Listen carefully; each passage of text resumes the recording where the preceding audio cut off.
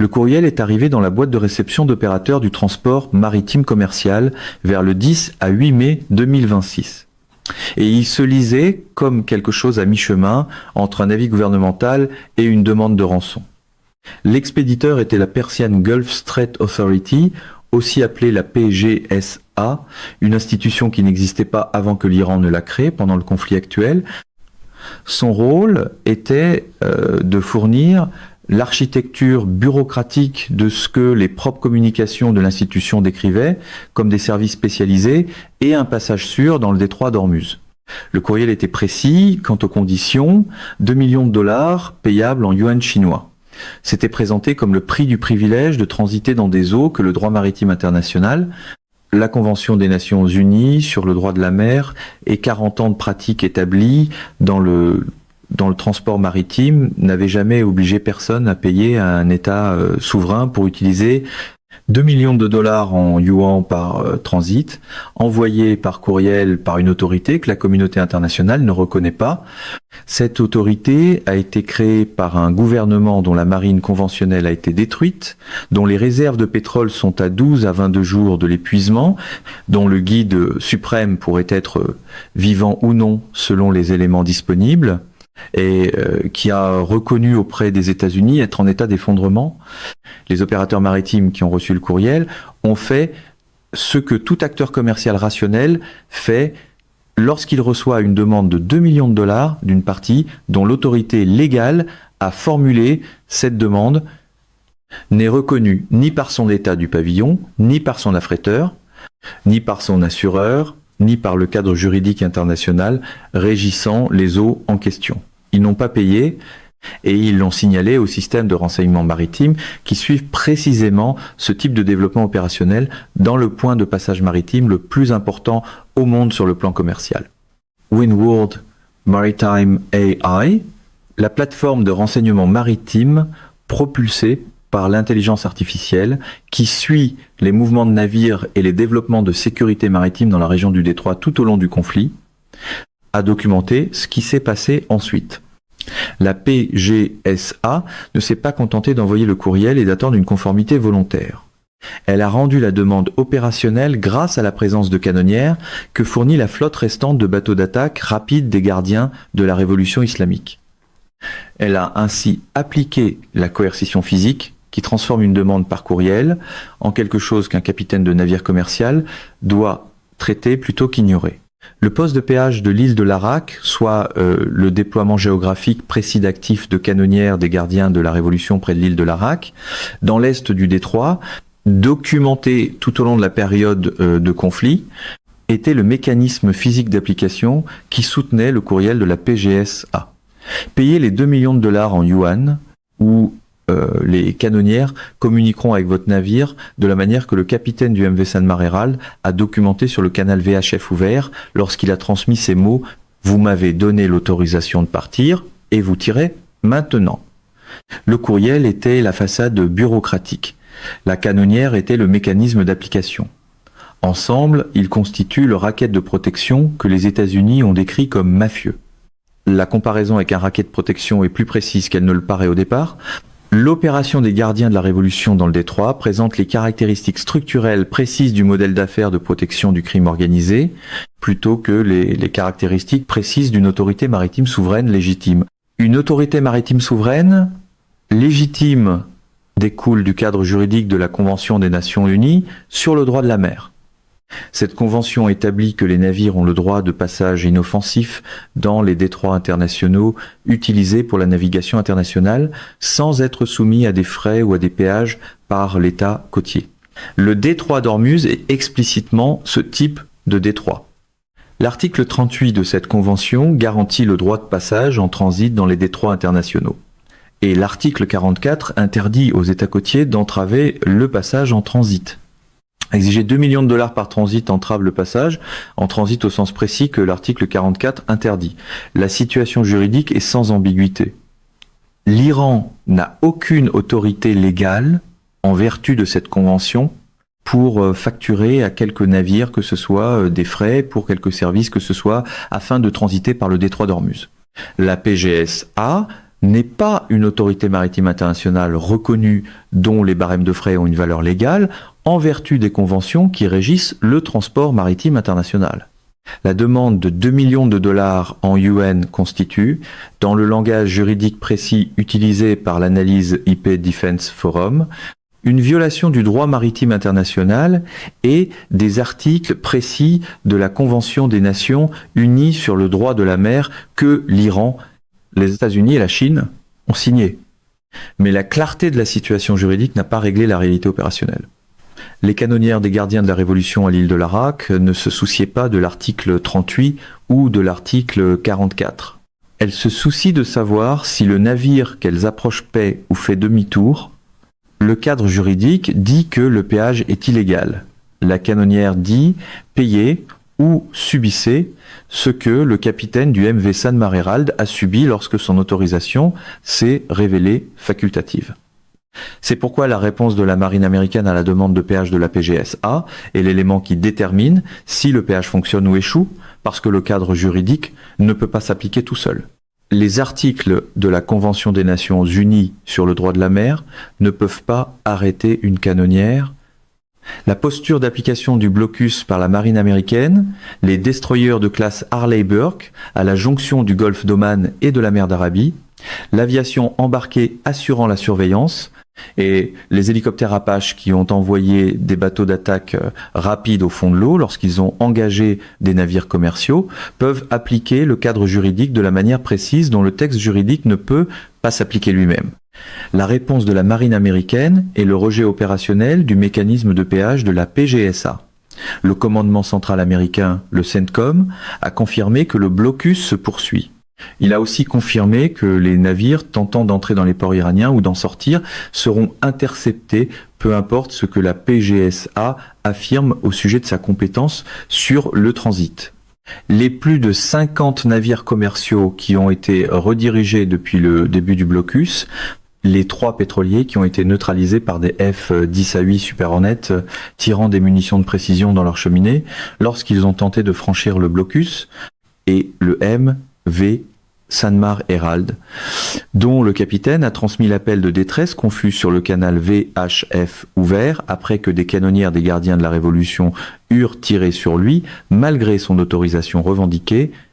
Tout cela constitue l'architecture américaine de contre-application contre laquelle le système de péage de la PGSA tente d'opérer. On ne peut pas facturer un péage sur un corridor qui est simultanément soumis à l'application d'un blocus par la plus puissante force navale assemblée dans la région depuis des décennies. Le péage présuppose que le navire transite. Le blocus présuppose que le navire ne transite pas, à moins que les États-Unis aient déterminé qu'il puisse transiter. Les deux présupposés s'excluent mutuellement. Soit la marine américaine applique le blocus, soit elle ne l'applique pas.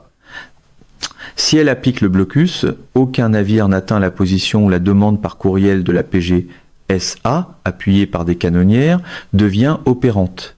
Si elle ne l'applique pas, le péage devient la seule issue à la situation. La position américaine est que le blocus est appliqué pleinement et qu'il se poursuivra jusqu'à ce que la transaction avec l'Iran soit complétée à 100%. Cette position énoncée par Trump et confirmée par le CENTCOM signifie que le système de péage de la PGSA est mis en œuvre dans un espace que la marine américaine a déclaré fermé au trafic commercial que le péage présuppose. C'est la qualité brutale précise de la réponse de la marine américaine que décrit le titre. Ce n'est pas que les navires de guerre américains attaquent les serveurs de courriel de la PGSA ou interceptent les paiements en yuan chinois par le système financier. Même si l'architecture des sanctions du Trésor contre les instruments financiers iraniens fait certainement une partie de ce travail, la qualité brutale de la réponse est structurelle. Le blocus rend le péage non pertinent parce que le péage ne peut pas être perçu auprès de navires qui ne transitent pas. Et les navires qui tentent de transiter sans autorisation liée au blocus sont neutralisés par des F-10 à 8 Super Hornet tirant des munitions de précision dans leur cheminée. Les 3 pétroliers neutralisés racontent cette histoire de la manière la plus précise.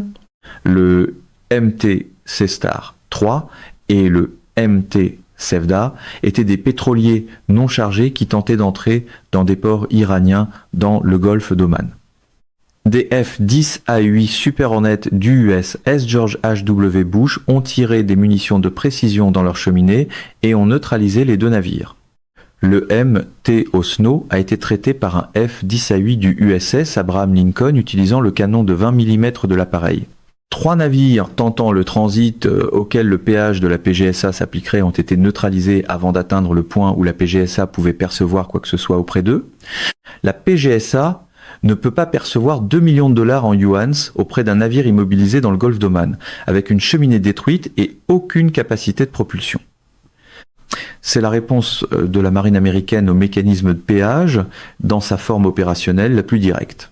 Pas une protestation diplomatique déposée auprès de l'Organisation maritime internationale, pas un mémoire juridique soumis à des tribunaux d'arbitrage de la Convention des Nations Unies sur le droit de la mer, mais une munition de précision dans une cheminée. Le péage est illégal, le navire tentant le transit qui serait soumis au péage est neutralisé avant que le péage puisse être perçu. Le péage échoue non pas parce que l'Iran est convaincu qu'il n'a pas l'autorité légale de le facturer, mais parce que les navires qui le paieraient ne peuvent pas atteindre la position géographique où le mécanisme d'application de la PGSA est opérant. Maintenant, il faut comprendre la dimension stratégique précise qui fait de la dénomination du péage en yuan l'élément le plus révélateur analytiquement de tout le mécanisme de la PGSA.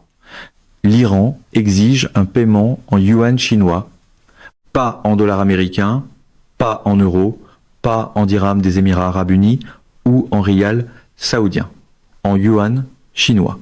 Ce choix de dénomination n'est pas accessoire, c'est l'architecture financière précise d'un gouvernement qui a été coupé du système bancaire international libellé en dollars américains par les sanctions et qui tente de construire un canal financier alternatif par l'infrastructure monétaire chinoise à laquelle sa relation avec Pékin lui a donné accès.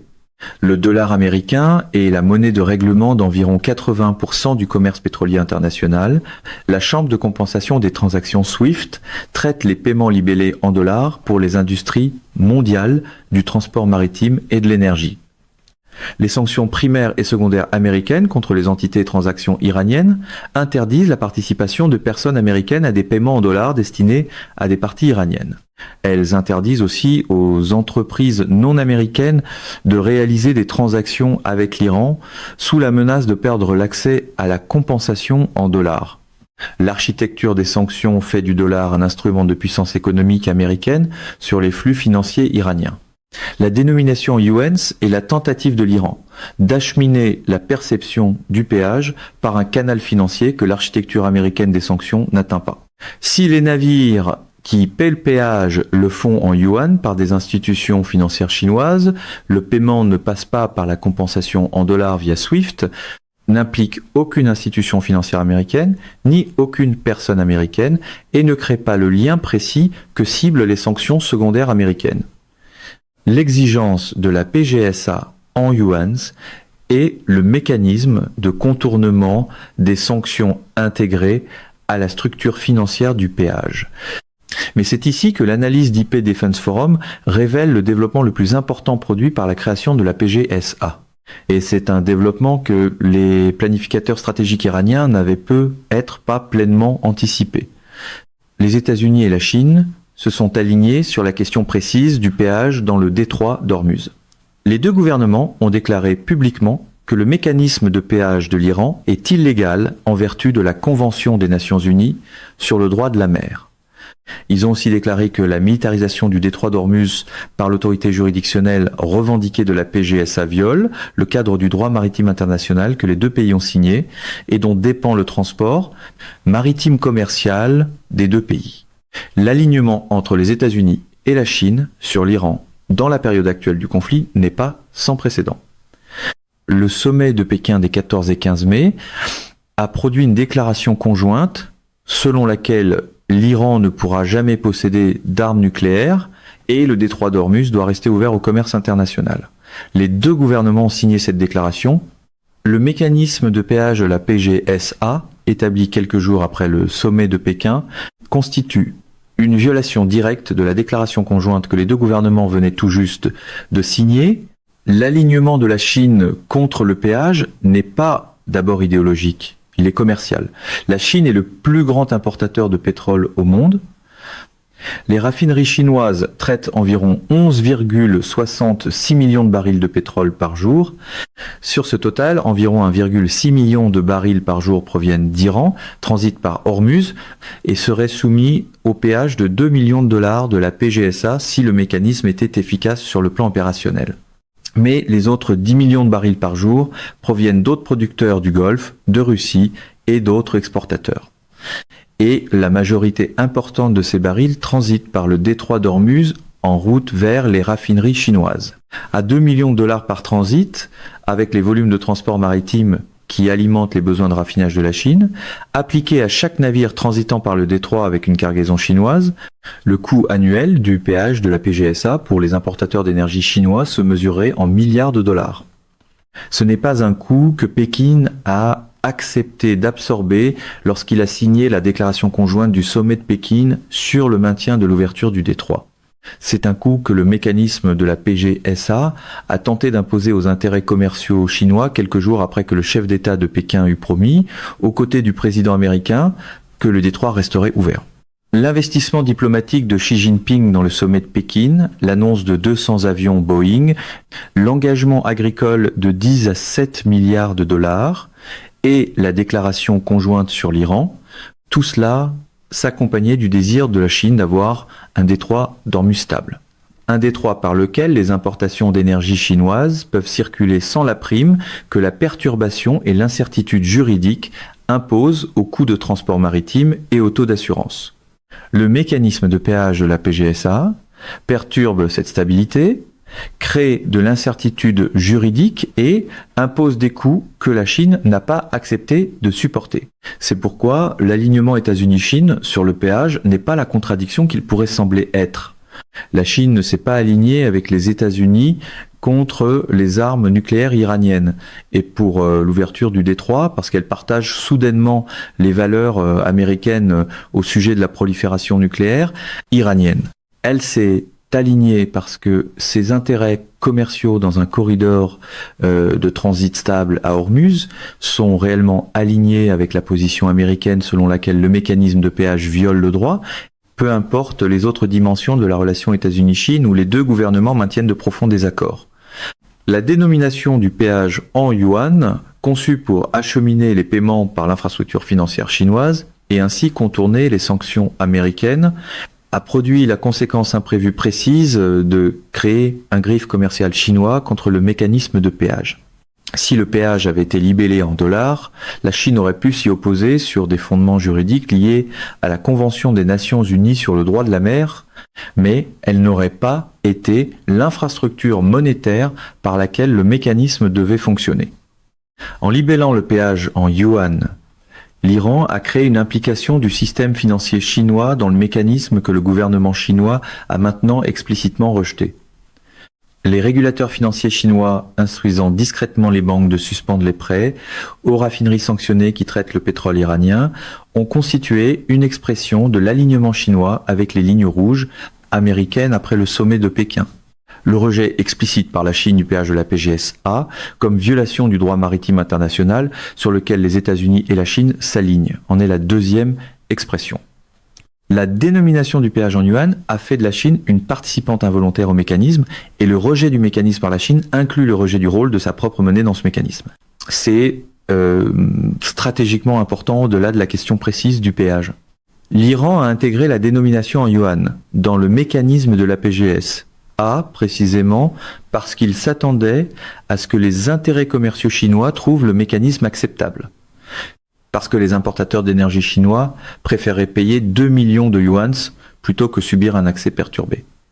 Et parce que le traitement des paiements par le système financier chinois fournirait une légitimité implicite au mécanisme en démontrant l'engagement commercial d'une grande puissance avec celui-ci.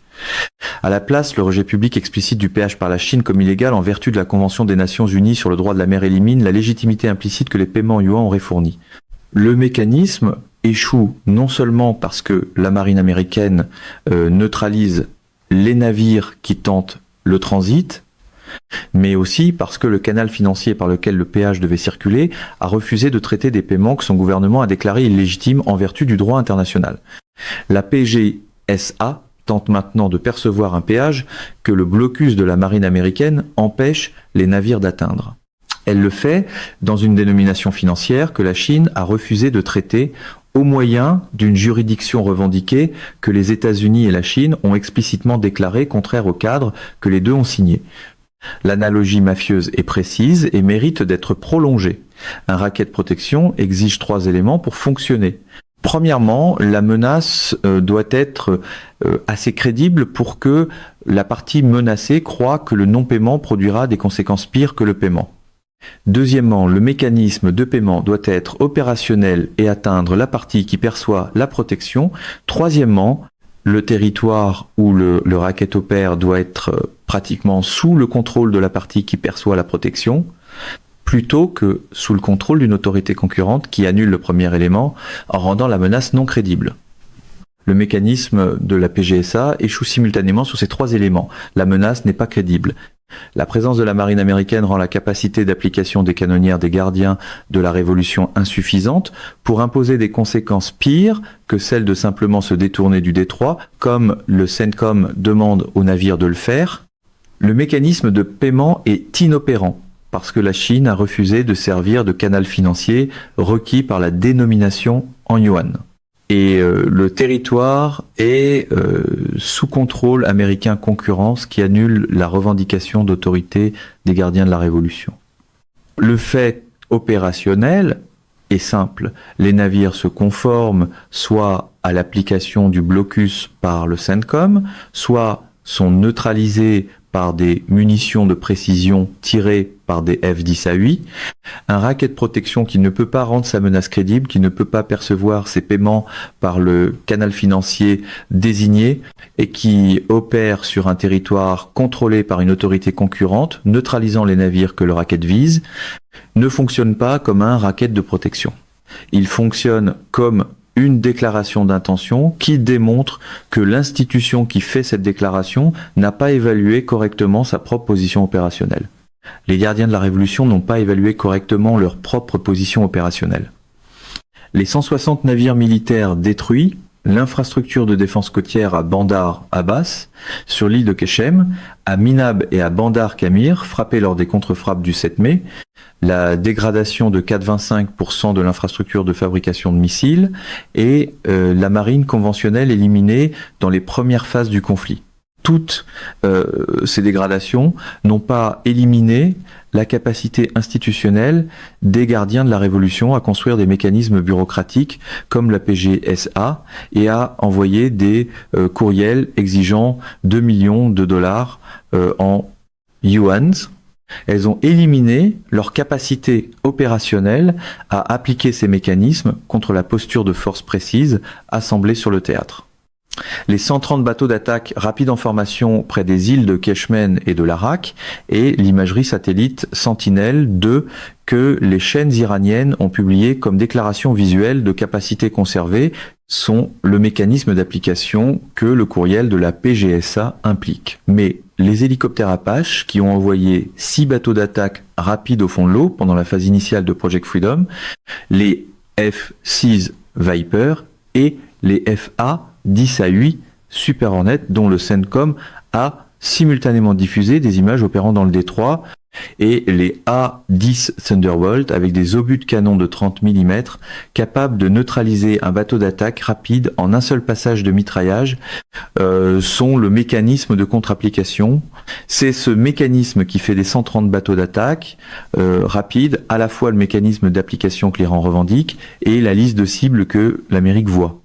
Le péage de la PGSA a produit une conséquence secondaire, au-delà de son échec opérationnel direct, qui mérite une attention analytique précise. En étendant les revendications juridictionnelles iraniennes aux eaux territoriales des Émirats arabes unis et d'Oman dans son annonce de création, en affirmant que les points d'entrée et de sortie du Golfe arabique, du Golfe d'Oman et du Détroit sont sous la juridiction des forces armées iraniennes, la PGSA a créé la provocation juridique et diplomatique qui cristallise la coalition internationale contre le mécanisme. Les Émirats arabes unis et Oman ne sont pas simplement incommodés par l'expansion territoriale de la PGSA.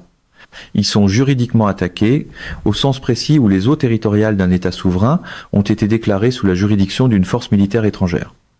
Ce n'est pas une abstraction diplomatique.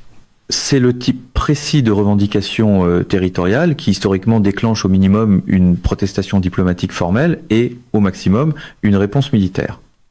Les Émirats arabes unis et Oman documentent ces violations par les mécanismes de comités nationaux que les Émirats arabes unis ont établis pour la responsabilité post-conflit et par les canaux diplomatiques omanais qui ont figuré parmi les voies neutres les plus actives dans le conflit actuel. Le lien omanais est particulièrement sensible compte tenu du rôle d'Oman comme l'un des canaux diplomatiques indirects que les États-Unis et l'Iran ont utilisés tout au long de la période de conflit. Oman a maintenu sa position de médiation neutre, précisément en n'étant pas la cible d'actions iraniennes. La revendication de juridiction de la PGSA sur les eaux territoriales omanaises met sous tension le rôle de médiation neutre d'Oman d'une manière que les planificateurs opérationnels iraniens auraient dû reconnaître comme stratégiquement contre-productive. On ne peut pas simultanément demander à Oman de servir de médiateur dans son conflit avec les États-Unis et déclarer une autorité sur les eaux territoriales omanaises dans le cadre du mécanisme qui fait l'objet de ce conflit. La flambée d'usurpation du système AIS, documentée dans les systèmes de renseignement maritime, soit la transmission de fausses données de localisation et d'identité de navires créant l'apparence de dizaines de navires dans des positions qu'ils n'occupent pas, et l'outil opérationnel précis que le mécanisme de la PGSA rend possible. Si vous êtes un navire iranien ou un navire aligné sur les gardiens de la Révolution qui tente de transiter par la zone d'application du blocus, une usurpation AIS qui crée une image confuse des positions de navires dans la zone d'opération maritime dégrade la valeur de l'AIS comme outil de suivi au moment où le suivi est le plus important. La juridiction revendiquée par la PGSA sur le transit et la flambée d'usurpation AIS sont des éléments complémentaires de la même approche opérationnelle. Mais l'imagerie satellite Sentinelle-2, qui ne dépend pas des données AIS pour les informations de position des navires, combinée au radar d'alerte avancé, aéroporté E de DIOKAI et au drone MQ-9 Reaper. Maintenant, une surveillance continue des voies de navigation commerciale du détroit signifie que l'image opérationnelle que les forces américaines utilisent pour appliquer le blocus ne repose pas uniquement sur les données AIS. L'usurpation du système AIS brouille l'image transmise par ce même système.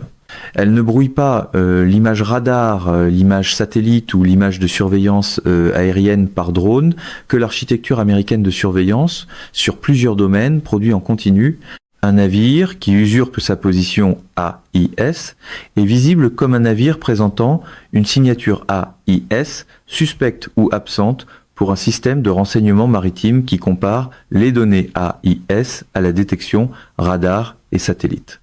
L'écart entre ce que l'AIS dit au sujet de la position d'un navire et ce que le radar dit au sujet de la position réelle du navire est l'indicateur précis qu'une usurpation a été appliquée. Les systèmes de renseignement maritime qui suivent le détroit signalent des écarts AIS tout au long de la période de conflit.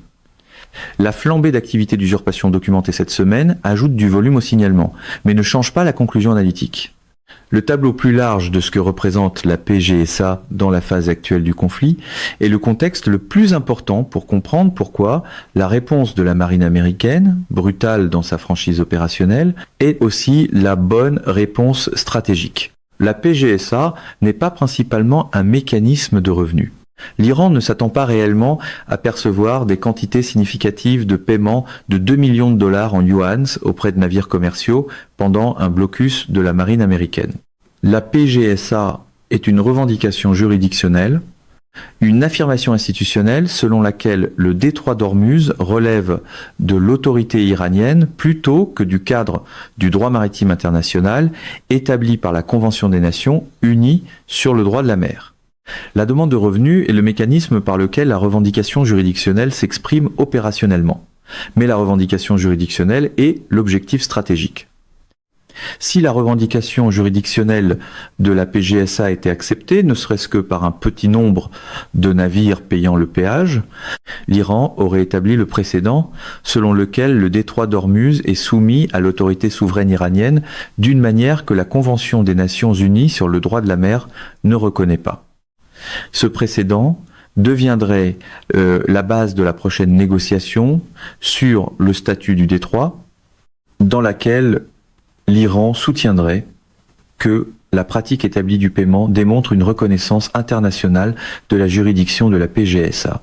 La destruction opérationnelle du mécanisme de paiement par la marine américaine, soit la neutralisation des navires tentant le transit avant qu'ils n'atteignent la zone d'application de la PGSA, est la réponse stratégique précise à la revendication juridictionnelle plutôt qu'à la seule demande de revenus, en veillant à ce qu'aucun navire n'atteigne la position où payer le péage devient le choix pratique, le CENTCOM empêche l'établissement du précédent de paiement.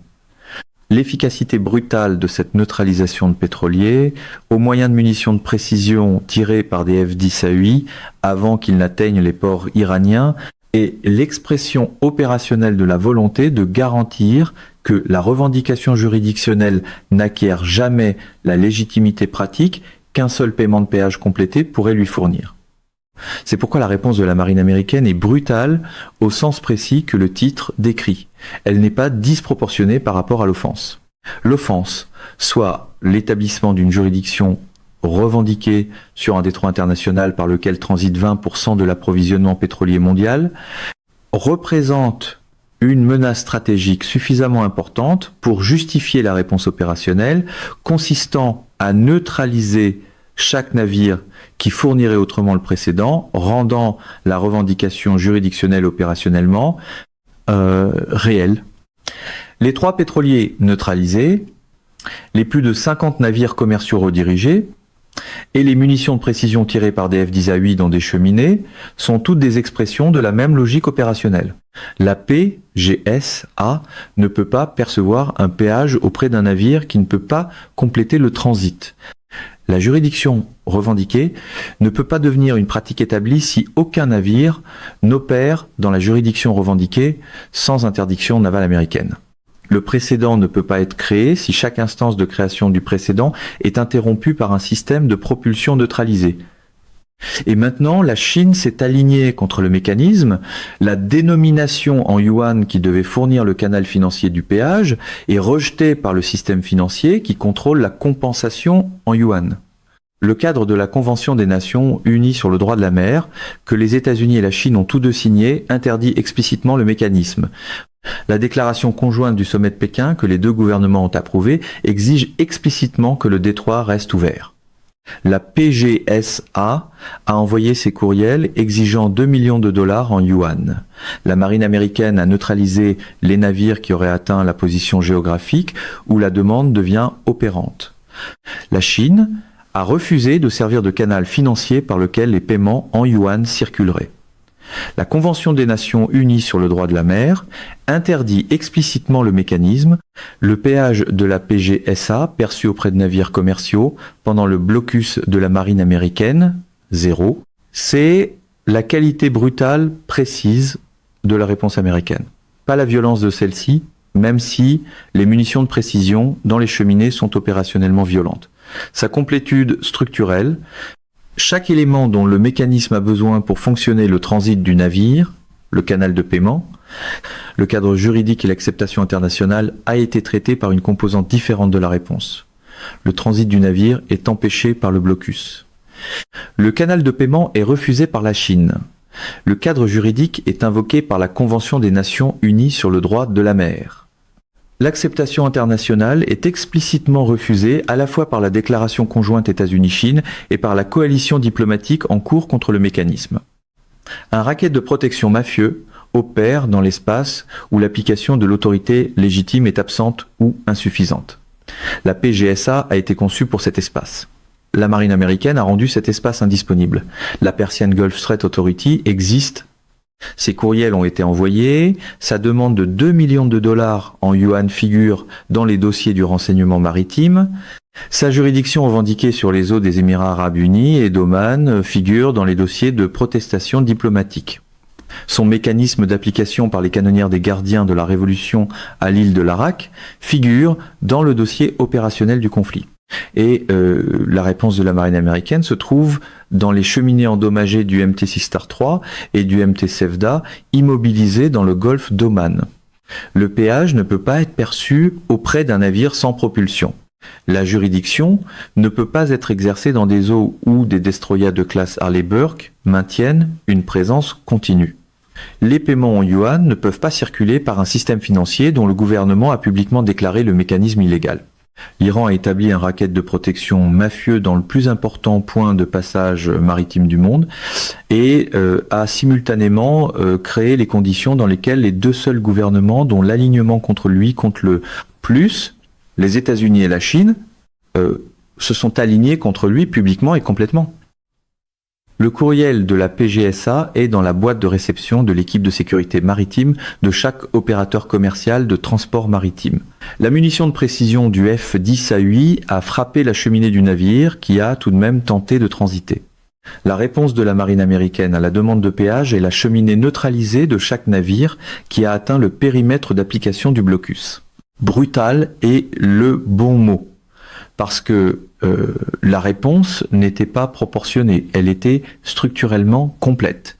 Et les réponses structurellement complètes aux rackets de protection mafieux, lorsqu'elles réussissent, ne produisent pas de négociation sur les tarifs de péage, elles produisent la fin du racket. Le mécanisme de péage de la Persian Gulf Strait Authority est en train d'être écrasé par la combinaison précise de l'application navale américaine, du refus du système financier chinois et de l'application du cadre juridique de la Convention des Nations Unies sur le droit de la mer, qui constituent ensemble le rejet le plus complet d'une initiative stratégique iranienne durant la période de cessez-le-feu de 6 semaines du conflit. Les courriels sont encore dans les boîtes de réception. Le péage n'a pas été perçu. La réponse de la marine américaine explique pourquoi.